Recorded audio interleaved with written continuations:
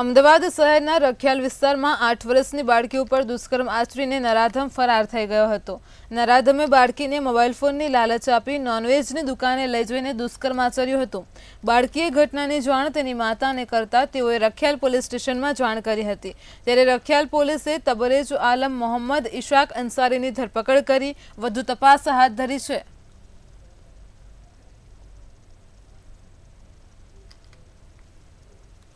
25/2/2014 रोज 10:30 થી 11 વાગ્યાના વચ્ચે રખિયાલ પારસ સ્કૂલ પાસે એક કારખાનું આવેલું છે।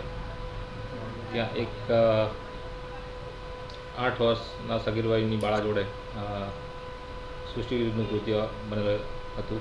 તે બાબતની હકીકત મળતા તે ગામે તેમની માતાશ્રીની ફરિયાદ લઈ પોક્સો 376 મુજબની ફરિયાદ લઈ આરોપીને રિટેન કરીને ધરપકડ કરવાની કાર્યવાહી તજવીજ કરેલ।